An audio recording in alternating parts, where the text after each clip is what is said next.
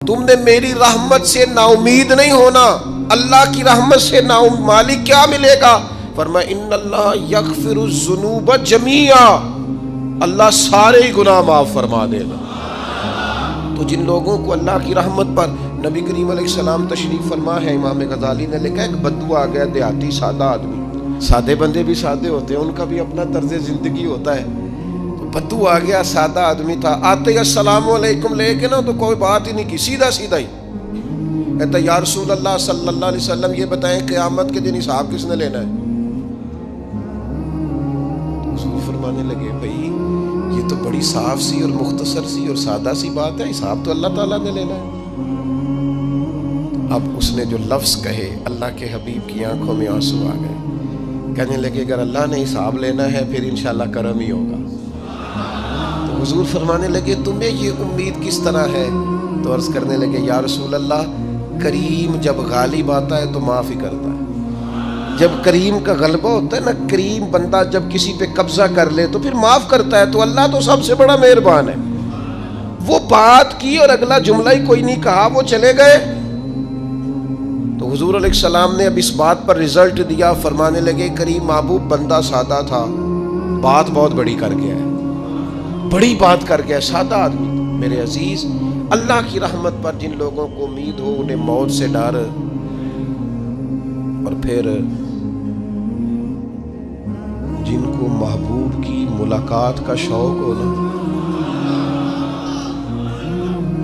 ہم نے جان دے دی وعدہ دیدار پر. ہم سے وعدہ کیا گیا تھا کہ تم مرو گے نا تو تمہیں دیدار ملے گا. تو ہم نے جان ہی دے دی وعدہ دیدار پر، جان ہی دے دی وعدہ دیدار پر. اور پھر فرماتے ہیں نقد اپنا دام ہو ہی جائے گا. فرماتے ہیں ہم نے جان دی ہے اس وعدے پر کہ وہ ملے گا، تو امید ہے کہ یہ سودا ادھار نہیں. جیسے ہی قبر میں جائیں گے سامنے حضور کی زیارت نصیب ہو جائے. اس لیے لحد میں بھی عشق رخ شاہ کا داغ لے کے چلے. اندھیری رات سنی تھی سو چراغ لے کے چلے. یہ حدیث آپ نے بھولنی نہیں، یہ تنہائیوں میں یاد رکھنے کی روایت ہے، یہ تنہائیوں میں پڑھنے کی روایت ہے. یہ اپنے ذوق کو تازہ، جو لوگ کہتے ہیں نا وجد سرور کیف میں جانا چاہتا ہوں، وہ مشکات شریف کی اس حدیث کو دیکھے. اللہ کے حبیب علیہ السلام نے فرمایا لوگوں میں تمہیں بتاؤں قیامت کے دن اللہ تعالیٰ بندوں سے پہلا سوال کیا فرمائیں گے اور بندے اس کا جواب کیا دیں گے؟ یا رسول اللہ کرم فرمائیے بتائیے. تو کریم فرمانے لگے اللہ تعالیٰ قیامت کے دن بندوں سے سب سے پہلا سوال، اگرچہ بعض اور احادیث میں اور سوالات بھی آئے ہیں قیامت میں جو سب سے پہلے ہوں گے، لیکن اس حدیث میں یہ والا سوال حضور نے بیان فرمایا. حضور فرمانے لگے اللہ قیامت کے دن اپنے بندوں سے سب سے پہلا سوال یہ فرمائے گا کیا تم میری ملاقات کو پسند کرتے تھے؟ اوئے ہوئے ہوئے، کیا تمہارا ملنے کو جی چاہتا تھا؟ کبھی اے حقیقت منتظر نظر آ نہ لباس مجاز. اقبال کہتے ہیں تیرے کرم اتنے ہیں دل کرتا ہے تجھے دیکھیں. کبھی کبھی اے حقیقت منتظر نظر آ نہ لباس مجاز میں. لاکھوں سجدے تڑپ رہے ہیں میری جبین نیاز میں. تمہارا دل کرتا تھا مجھ سے ملنے کو؟ حضور فرماتے بندے عرض کریں گے مالک بڑا دل کرتا تھا. تو پھر اللہ فرمائیں گے یہ گفتگو کی معنویت تو دیکھو یار، اس کا حسن تو دیکھو. اللہ پھر پوچھیں گے کیوں دل کرتا تھا تمہارا؟ دل کرتا تھا تو کیوں کرتا تھا؟ عرض کریں گے مالک اس لیے کہ ہمیں امید تھی کہ تو معاف بھی کر دے گا، رحمت بھی فرمائے گا. اس معافی کی امید پر دل کرتا تھا تو ملے. حضور فرماتے ہیں پھر رب فرمائے گا مجھ پر واجب ہے، میں نے اپنے کرم سے واجب کر لیا ہے کہ آج تمہیں جنت عطا کروں گا. یہ جو ملاقات ہے نا، ملاقات کہ وہ ملیں گے، ان سے ملاقات ہوگی. عمر بیت گئی نا نام جپتے، عمر بیت گئی نا تذکرہ کرتے. ہم سے بھی لوگ پوچھتے ہیں کیا کمائی کی، کیا زندگی میں حاصل کیا؟ تو ہم کہتے ہیں شرق سے غرب تک ملک کے کونے سے لے کر دوسرے کونے تک مدینے والے کی بات کی، حضور کا ذکر کیا ہے۔ نبی پاک کے اور میں اپنی حیاتی تو قربان تھی، وہاں ساری محمد محمد پکیندے گزر گئی ساری۔ یہ اعزاز ہے، یہ کرم ہے۔ اب کیا ہوتا ہے، گناہگار لوگ ہیں، اتنا بڑا دعویٰ تو نہیں کر سکتے، لیکن دل تو چاہتا ہے نا کہ چلو جس کا نام لیا ہے اس کی کبھی زیارت بھی ہو، کبھی ملاقات بھی ہو، کبھی نظر کرم بھی ہو۔ کسی نے اپنے محبوب سے کہا تھا کہ ذرا ایک نظر مجھ پہ بھی کیجئے، تو قریب بیٹھے ایک شخص نے کہا یار تو نے بڑا دعویٰ کیا ہے، جو محبوب ہوتے ہیں ان کو تکلیف نہیں دی جاتی، تو کہتا ہے پورا چہرہ ہی تیری طرف پھیرے۔ تو پھر اس نے اس درویش سے پوچھا کہ میں بھلا پھر کیا کروں، میرا دل تو میرا بھی کرتا ہے نا، چلو یہ تو آپ کی بات ٹھیک ہے کہ اب میں محبوب سے کہوں کہ اتنی تکلیف کرے کہ میری طرف پورا رخ پھیرے تو ٹھیک نہیں، تو پھر بتائیں میں کیا کروں؟ تو اس نے کہا ان راہوں میں کھڑا ہو جا جن راہوں کی طرف وہ کریم دیکھتا ہے۔ چلو اسی با کردار کو دیکھتے دیکھتے بیچ میں تیرے اوپر بھی نظر، مجھ پہ محشر میں نصیر ان کی نظر پڑ ہی گئی، مجھ پہ محشر میں نصیر ان کی نظر، اوئے ہوئے اللہ کرے آپ کو بھی وہ لطف آئے جو مجھے آ رہا۔ کہتے مجھ پہ محشر میں نصیر ان کی نظر، یہ انتہائی عاجزی ہے کہنے والے کی۔ اس نے بالکل اپنے آپ کو ختم کر کے کہا کہ میں قابل تو نہیں تھا، اور میں پھر تکلیف دیتا کہ میری طرف دیکھیں، اسپیشل میرے لیے وقت نکالیں۔ پر کرم یہ ہوا کہ مجھ پہ محشر میں نصیر ان کی نظر پڑ ہی گئی۔ کہنے والے اسے کہتے ہیں خدا کا کرنا، کہنے والے اسے کہتے ہیں خدا کا کرنا۔ اللہ نے کیا کہ نظر مجھ پر پڑ ہی گئی، اور جب پھر پڑ گئی تو تیری ایک نظر کا کمال ہے اور میری زندگی کا سوال ہے۔ بس جب پڑ گئی تو سو پھر پڑ گئی۔ موت سے وہ بندہ کبھی نہیں ڈرتا جسے ملاقات کا شوق ہو، ملنا چاہے داتا علی اجویری سے اور موت سے ڈرے، ملنا چاہے حضرت غوث پاک جیلانی سے اور پھر موت سے ڈرے۔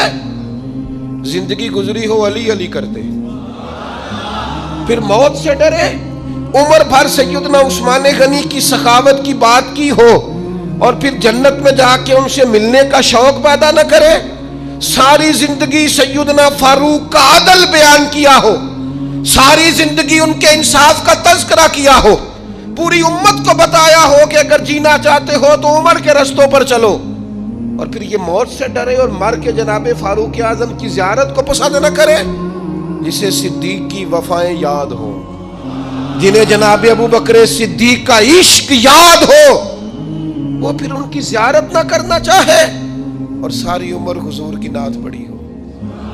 مانا نہیں آتا تھا پھر بھی کہا بلغ العلا بکمالہ کشف الدجا بجمالہ حسنت جمیع خصالہ صلو علیہ والہ سے نہیں ترجمہ آتا تھا، پر جب بھی کو پڑھتا تھا یہ بھی جھومتا تھا مولا یا صلی وسلم دائماً۔ میں آپ کو بتاتا ہوں توتلا آدمی، توتلا اور دیوانہ مجذوب بیچارہ، سمجھ نہیں، توتلا بولنا بھی ٹھیک نہیں آتا۔ مجھے نماز کا سلام پھرا تو وہ جلدی آ گئے، وہ ایک مجذوب آدمی تھے، سادے تھے، تو سلام لی تو کہنے لگے میں گل کرنی سی، تو میں نے ان سے کہا کہ تھوڑی دیر کے بعد ملتے ہیں۔ سادہ آدمی ہے، اللہ مجھے معاف کرے، میں کوئی نقل تو نہیں ان کی اتار سکتا، اس زبان کو ہم توتلی نہیں کہتے، ہم اس زبان کو بلالی زبان کہتے ہیں۔ یہ بڑی خوبصورت زبان ہوتی ہے، یہ جو توتلے لب و لہجے ہوتے ہیں نا، وہ جب بچہ پوری طور پہ اماں نہیں کہہ سکتا، توتلا ہوتا ہے تو کوئی مزہ آتا ہے اماں کو اماں کہلوانے میں۔ جب وہ پوری طور پر باپ کو بابا نہیں کہہ سکتا اور توتلا ہوتا ہے تو کوئی مزہ آتا ہے کہنے میں۔ وہ جب دادی نانی دادا کہتا ہے تو دادے کا دل کرتا ہے یہ 100 بار کہے، چونکہ اسے کہنا نہیں نہ آتا، لیکن اس توتلاہٹ میں جو اس کو لطف آتا ہے۔ مجھے بڑے لوگ آ کے شعر سناتے ہیں، میں نے بڑے خوشگلو نعت خانوں سے زندگی میں سنا ہے، وہ صاحب میرے پاس آئے اور میں نے کہا بعد میں ملیں گے، تو سادہ آدمی ہے، مجذوب ہے، پورا شعور نہیں رکھتا، مجھے کہنے لگا مصطفیٰ جان رحمت کے بعد، مصطفیٰ جان رحمت پہ لاکھوں سلام کے بعد، یعنی معنی یہ تھا کہ سلام کے بعد، تو اب بڑے بڑے سریلے بندوں سے بھی بندہ سنتا ہے میرا دل کرے، اور میں نے جان بوجھ کے ان سے کہا اے دوبارہ کیا آجے ذرا، کیونکہ توتلے تھے نا، میں نے کہا تو کہنے لگے مصطفیٰ جان رحمت پہ لاکھوں سلام کے بعد او میرے عزیز یاد رکھو ساری زندگی حضور کی نعتیں پڑھی، نبی پاک کے تذکرے سنے، اب موت سے ڈر جائیں؟ حالانکہ موت تو ایک پل ہے، پل سے گزریں گے تو سامنے اللہ کا دیدار بھی ہوگا، مدینے والے کی زیارت بھی نصیب ہوگی، تو زیارت ہوگی، اور ہر نظر کانپ اٹھے کہ محشر کے دن خوف سے ہر کلیجہ دہل جائے گا، اوڑھ کر کالا جبہ وہ آ جائیں گے اور سارے محشر کا نقشہ بدل جائے گا۔ یہ موت کا خوف نکالنے والی چیزیں ہیں، ڈر۔ اچھا مجھے ایک بات بتائیں، یہ میں امید کی بات کرنے لگا ہوں، چلے اب یہ بات تو مشکل ہے پر کرنی پڑے گی، مجبوری ہے۔ کبھی کبھی ابا جی سے مار بھی پڑ جاتی ہے بندے کو، گھر میں کو 2-4 لگ بھی جاتی ہیں، تو اس وقت نا جو سب سے بڑا سہارا کسی کو نصیب ہوتا ہے وہ یہ ہوتا ہے کہ اللہ کرے اماں گھر میں موجود ہو۔ اور میں نے دیہاتوں میں کئی مائیں ایسی دیکھی ہیں جو بیٹے کے حصوں کی مار کھاتی ہیں، ابا نے ڈنڈا لے لیا ہے بیٹے کی غلطی پہ، اب اماں بیچاری سامنے ہو گئی ہے، 2-4 اس نے بھی کھا لی۔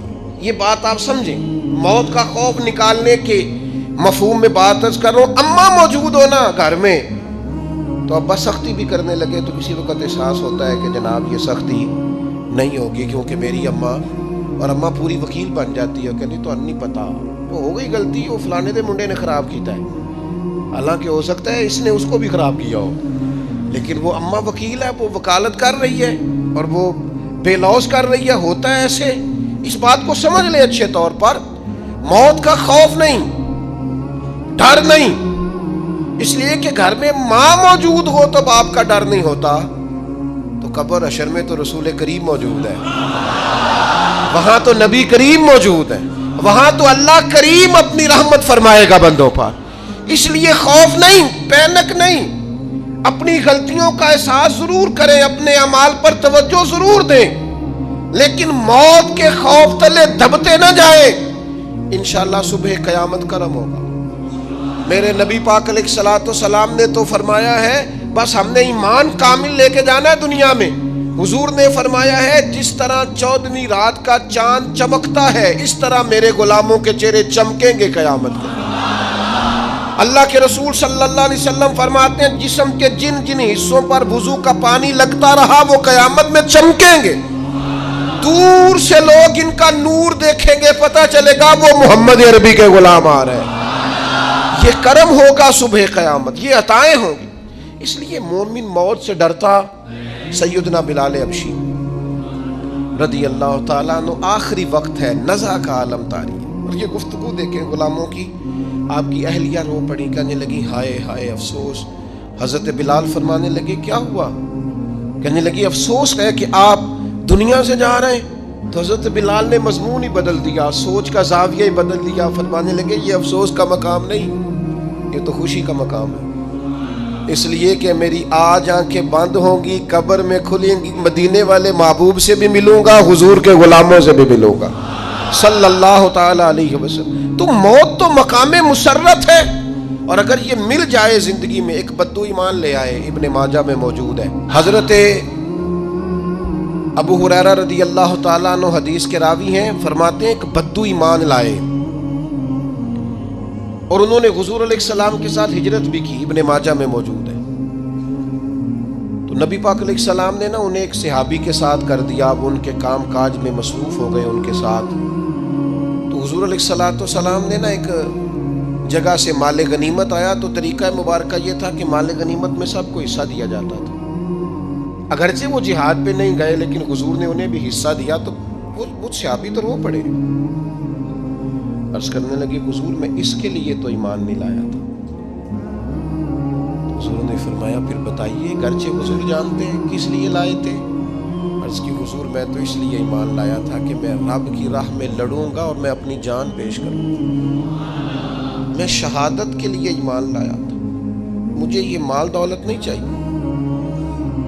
تھوڑی ہی دیر گزری کہ ایک اور مارکے کا اعلان ہو گیا، جنگ کا اعلان ہو گیا۔ حضور نے فرمایا چلو، وہ گئے اور چند ہی لمحے گزرے کہ وہ میدان میں اترے اور پھر شہید ہو گئے.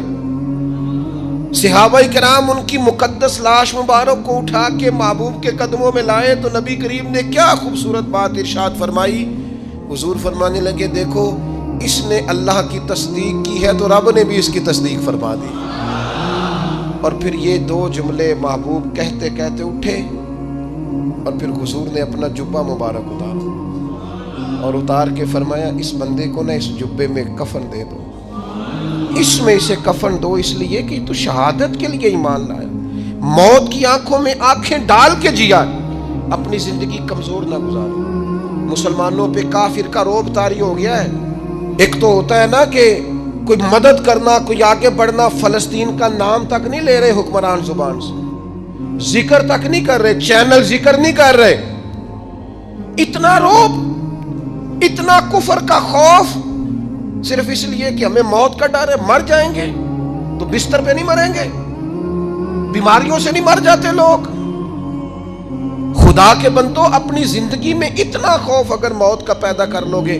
حضرت سعید ابن جبیر رضی اللہ تعالیٰ عنہ بہت بڑے فقیہ تھے. حجاج بن یوسف نے بلایا اور کہنے لگا میں تمہیں موت دینے لگا ہوں, مار دوں گا تمہیں.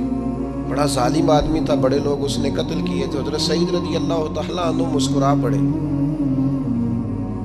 اور غصے میں آیا, کہنے لگا کیوں ہنستے ہو؟ فرمانے لگے تو بڑا بیوقوف ہے, تجھے کس نے کہا زندگی اور موت تیرے ہاتھ میں, یہ تو تب آئے گی جب میرا رب چاہے.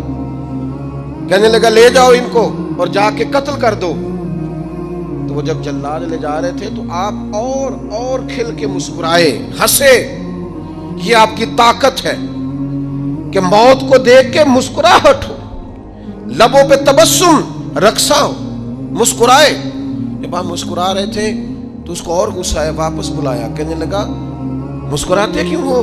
فرمانے لگے تیری جرت پہ مسکرا رہا ہوں اور اس بات پہ مسکرا رہا ہوں کہ رب کتنا بے نیاز ہے, تیرے جیسے لوگوں کو بھی مہلت دے رکھی ہے. کتنا بے نیاز ہے, تیرے جیسے لوگوں کو مہلت دے. اور غصے, کہنے لگا میرے سامنے قتل کرو. حضرت سعید ابن جبیر رضی اللہ تعالیٰ عنہ نے منہ کعبے کی طرف کر کے پڑھنا شروع کیا, انی وجہت وجہی للذی فطر السماوات والارض حنیفا وما انا من المشرکین. آپ یہ پڑھ رہے تھے تو کہنے لگا اس کا منہ کعبے سے پھیر دو. کعبے سے منہ پھیرا تو آپ فرمانے لگے تو بڑا ہی بیوقوف ہے, میرا رب کو صرف کعبے کی طرف مقید ہے, وَلِلَّهِ الْمَشْرِقُ وَالْمَغْرِبُ فَأَيْنَمَا تُوَلُّوا فَثَمَّ وَجْهُ اللَّهِ. چہرہ پھیر دیا جب اس نے تو آپ فرمانے لگے مشرق بھی اللہ کا, مغرب بھی اللہ کا. اور اللہ فرماتا ہے تم جدھر بھی منہ کرو ادھر ہی اللہ کی رحمت ہے. یہ پڑھا تو اب اس نے لٹایا, اور جب وہ آپ کو قتل کر رہا تھا تو حضرت سعید ابن جبیر کی ایک زوردار آواز گونجی. فرمایا یاد رکھنا مجھے اسی طرح قتل کرنا جس طرح تم خود قیامت میں قتل ہونا پسند کرتے ہو. میرا آخرت پر یقین کامل ہے, محشر میں عدالت لگے گی, میں تمہیں قتل کروں گا میں. حضرت سعید ابن جبیر کی وہ جرت تھی کہ دربار سارا لرز گیا حجاج کا. حضرت سعید ابن جبیر رضی اللہ تعالیٰ عنہ کہنے لگے اللہ اسے میرے بعد کسی پر مسلط نہ کرنا, میرا قتل آخری ہو, میرے بعد نہ ہو. ڈر گئے لوگ, سہم گئے. اور وہ جو جلاد آپ کو قتل کر رہا تھا اس کے بھی ہاتھ کانپ رہے تھے. اتنی جرت, موت کا ایک منٹ کے لیے خوف نہیں. حضرت سعید ابن جبیر رضی اللہ تعالیٰ عنہ شہید ہو گئے تو اتنا خون نکلا, اتنا خون نکلا, اتنا خون نکلا, خون بند ہی نہیں ہو رہا. ایک طبیب بیٹھا تھا, ہانپتے کانپتے ڈرے ہوئے سہمے ہوئے. حجاج کہنے لگا اسے اتنا خون؟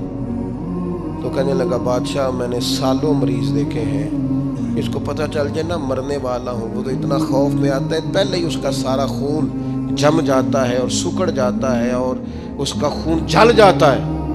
یہ جو بندہ تم نے شہید کیا ہے نا اس میں ایک رتی برابر بھی موت کا خوف نہیں تھا, موت کے خوف سے بے نیاز تھا, اتنا خون نکلا. حضرت سعید ابن جبیر شہید ہوئے اسی دن حجاج کے پیٹ میں درد شروع ہوا. صرف 15 دن حجاج بعد میں زندہ رہا ہے, 15 دن, اور ساری رات تڑپتا تھا, کہتا تھا مجھے خواب میں آ کے پیروں سے گھسیٹتے.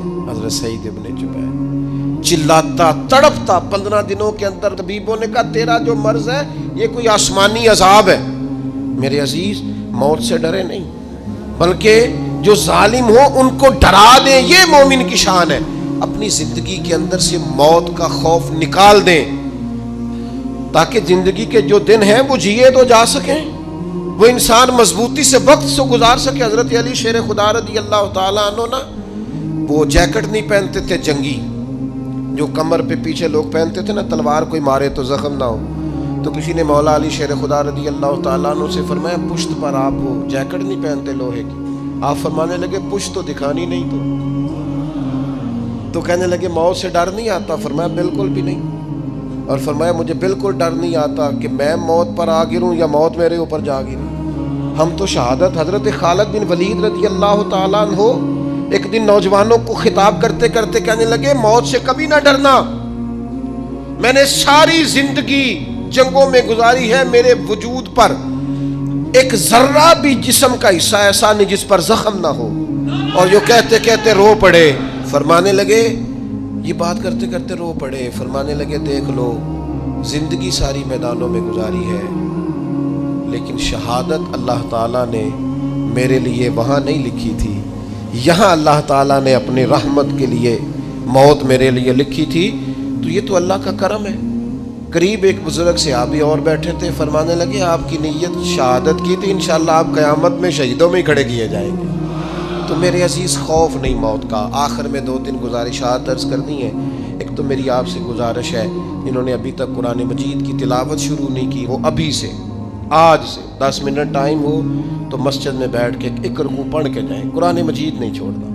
رمضان کا تعارف یہ ہے کہ شہر رمضان الذی انزل فیہ القرآن، تو قرآن مجید سے دلچسپی۔ دوسری میری گزارش ہے راشن بانٹنے والوں سے بھی کہ مہربانی کریں لائنوں میں لگانا چھوڑ دیں، اور لینے والوں سے بھی میری عرض ہے کہ اللہ تعالیٰ سارا سال عطا کرتا ہے، 3-4 ہزار کے لیے کیوں اپنے آپ کو آپ تکلیف میں ڈالتے ہیں؟ سارا سال اللہ دیتا ہے۔ اور پھر میری آپ سے یہ بھی اپیل ہوگی کہ طبیعتوں میں حلم پیدا کریں، بردباری پیدا کریں، یہ بڑی ضروری چیز ہے۔ مثبت سوچیں لائیں، روزہ ہماری تربیت کرتا ہے۔ اور پھر آپ سے یہ بھی اپیل کروں گا رمضان شریف کی مقدس گھڑیوں میں صرف اپنے لیے نہیں سوچے، امت کے لیے سوچیں، بالخصوص فلسطین کے مسلمانوں کے لیے کم از کم دعا مومن کا ہتھیار ہے، وہ تو جم کے کریں اللہ کے حضور۔